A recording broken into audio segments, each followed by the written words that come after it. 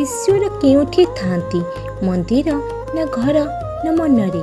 गीतारे श्रीकृष्ण कहिसेंती मु समस्त हृदय बास करे। उपनिषद रे लिखा अछि समस्त विश्व ईश्वर व्यापीचंती। भगवत पुराण रे कहे भक्त हृदय जेउठी भक्ति और प्रेम अछि सेठी भगवान निवास। कबीर दास कहिथिले मोको कहाँ ढूंढी रे बंदे, मैं तो तेरे पास में। भगवान को दूर रे नुहे निजर मनरे निजर कार्य खोज। रामकृष्ण परमहंस कहिथिले भगवान सेठी अछंती जेउठी प्रेम सत्य और करुणा रहे। मंदिर हेउछि साधना और एकाग्रतार स्थान। भगवान को स्मरण करिबारे मन को पवित्र करिथाए। घरे सत्य सदाचार और परस्पर प्रेम जदि जीवन कटे से घरे भगवान बास। मन सबुठारु महत्वपूर्ण। जदि मन पवित्र क्षमा प्रेम और दयारे पूर्ण ताहले सेठी भगवान को अनुभव करिपारिबो। ईश्वर केवल मंदिर रे पत्थर रे नुहे किंबा केवल पूजा घर मूर्ति रे नुहे, से प्रकृति प्रत्येक प्राणी रे निजर मन रे आमर सत्कर्म रे बास करंती। ईश्वर सबुठी अछंती किंतु जेउठी पवित्र भावना और प्रेम रहे सेठी तांको सहजरे अनुभव करिपारिबो। मंदिर को प्रवेश कले मनीषंकर मनरे शांति और भक्तिर भाव जागृत हुए। घंटी शंखध्वनि धूप दीप मंत्र यह माने मन को नेगेटिव चिंतारू दूर करिथाए। मंदिर रे थिबा देवादेवींकर मूर्ति केवल पत्थर किंबा धातु नुहे, से माने दिव्यतार प्रतीक। भक्ति सहित जितेबेले लोके देखती से मूर्ति तांको मन रे भगवान को जीवंत कर दिए।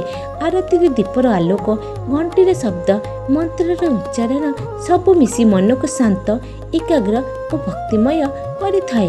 आलोक अज्ञानर अंधकार को दूर करिबा, धूप दीप पवित्रतार प्रतीक। सारा मंदिर रे जितेबेले लोके समस्ते मिसी भगवान को नाम गाती से समय एक विशेष सामूहिक शक्ति सृष्टि हुए। से शक्ति मन को पवित्र करे, भगवान सन्निधिर अनुभूति कराए। मंदिर हेउछि साधनार केन्द्र। मंदिर रे लोके केवल भगवान को देखा नुहे निजर मन को एकाग्र करने जाती। दिनचर्या व्यस्तता चिंता कष्ट सबको भूली किसी समय मंदिर रे बसिले मन पवित्र और शांत हुए। तेणु कहुए मंदिर हेउछि भगवान स्थान नुहे बरं भगवान को अनुभव करिबार स्थान। प्रत्येक घर रे छोट किंबा बड़ पूजा घर थाए। प्रतिदिन सकाळे दीप ज्वाला पूजा पाठ कले घरर पवित्रता शांति और धन्यतार अनुभूति हुए। दीपर आलोक अज्ञानर अंधकार को दूर करी घर को आशा और सकारात्मकता दे थाए। जो घर रे सत्य कथा परस्पर सम्मान प्रेम और सदाचार रे जीवन चले से घर को भगवान का निवास बोली कहा जाए। कुटिलता मिथ्या दुष्टता थिबा घरे भगवान को अनुभव करने कष्टकर। जितेबेले परिवार रे सदस्य माने परस्पर प्रति प्रेम दया और क्षमा दिखाती से समय घरटी मंदिर समान हो जाए।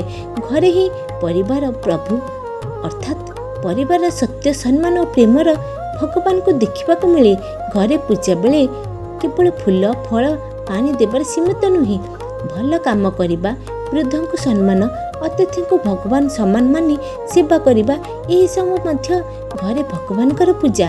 मंदिर रे भगवान को देखा जाए किंतु घरे प्रेम सत्य और पवित्रता थिले से घर प्रत्येक कोण रे भगवान का वास करती। मंदिर रे लोके केवल भगवान को देखा नुहे निजर मन को एकाग्र करने को जाती। दिनचर्या व्यस्तता चिंता कष्ट सबको भूली किसी समय मंदिर रे बसिले मन पवित्र और शांत हुए। सबुठ बड़ कथा होछि भगवान आम मन रे वास करती। जदि मन पवित्र दयामय भल पाइबारे पूर्ण हुए ताहले मन रे आमे ईश्वर को अनुभव करिपारिबु। घरे पूजा घर दीप पूजा पाठ पवित्रता परिवार सत्य धर्मी जीवन सबुठी भगवान वास मना जाए।